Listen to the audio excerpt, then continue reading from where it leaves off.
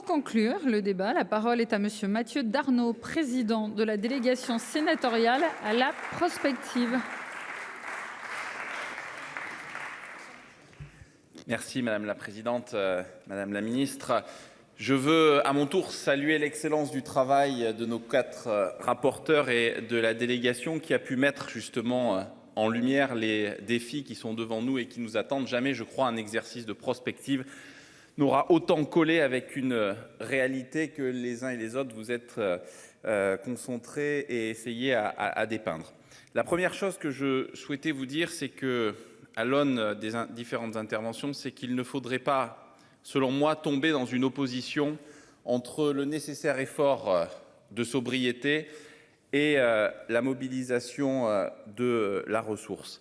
La sobriété, et je réponds cela à notre collègue Breuiller, on peut y travailler d'ores et déjà. Nul besoin de renvoyer à des travaux, à des conventions. Et le département que je représente ici, l'Ardèche, avec l'établissement public de bassin, a produit un document qui s'appelle Ardèche 2050 et qui est exemplaire sur le plan de la sobriété, qui a mis tous les acteurs autour de la table et qui permet d'ores et déjà d'avancer sur ce sujet, y compris dans la dimension pédagogique.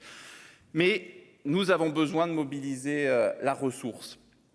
Vous demandiez tout à l'heure, madame la ministre, pourquoi nous n'allons pas suffisamment vite sur la réutilisation des eaux usées traitées.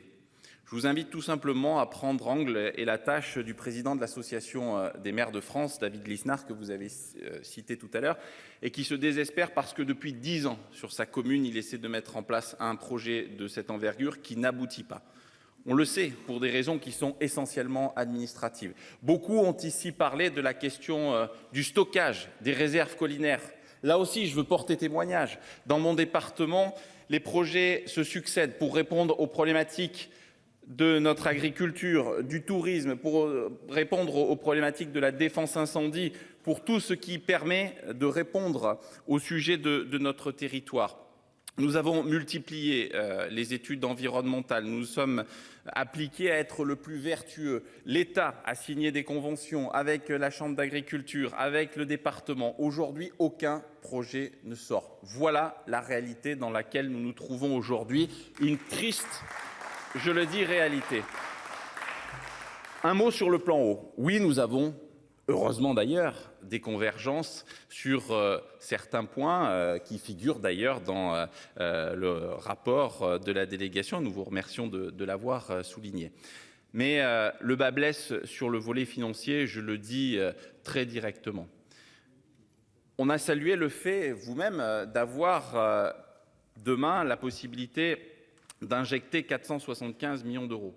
Mais c'est oublier au passage que depuis plusieurs années, nos agences de l'eau se voient dans l'obligation de restituer 400 millions d'euros pour financer l'Office français de la biodiversité.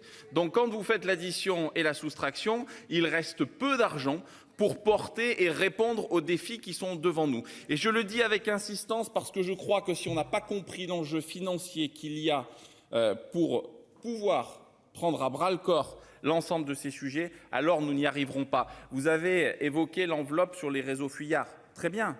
Mais aujourd'hui, je vais prendre quelques exemples. Le préfet de mon département vient d'interdire la délivrance à 26 communes de permis de construire pour que celles-ci puissent se conformer à des obligations en matière de réseau. C'est oublier qu'aujourd'hui, sur ces communes, l'agence de l'eau n'a pas pu soutenir financièrement la mise en place de schémas directeurs, renvoyant aux finances des départements. Donc il y a là, oui, une avancée, mais qui, à mon avis, est largement insuffisante pour pouvoir être au rendez-vous des efforts qui sont devant nous.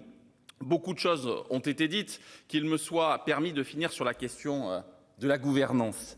Oui, il faut une gouvernance territorialisée. Oui, il faut vraiment parler et solliciter l'ensemble des élus de nos territoires pour venir autour de la table discuter et faire avancer tous ces sujets. Mais je crois aussi qu'il y a besoin d'agilité. Et je n'ai toujours pas compris, après une question d'actualité au gouvernement, après que vous nous ayez indiqué, suite à l'intervention de notre collègue Joyandet, comment vous voyez l'avenir de la gouvernance sur nos territoires par rapport à une gouvernance qui soit intercommunale, qui passe par le biais des syndicats ou d'une forme de mutualisation. Là encore, je crois qu'il faut être clair vis-à-vis de celles et ceux qui doivent être les pionniers en matière de gouvernance de l'eau, c'est-à-dire l'ensemble des élus de nos territoires. Il faut leur faire confiance. Il faut redonner un caractère facultatif, notamment pour permettre à des syndicats de porter ce sujet, des syndicats qui, revenons-en à l'essentiel, Madame la Ministre, épousent ces bassins versants qui finalement préfigurent la gestion de la politique de l'eau sur nos territoires. Alors nous avons entendu les objectifs qui sont les vôtres, nous sommes prêts à en débattre, nous sommes prêts à avancer car aujourd'hui le temps est venu de l'action. Je vous remercie. Merci.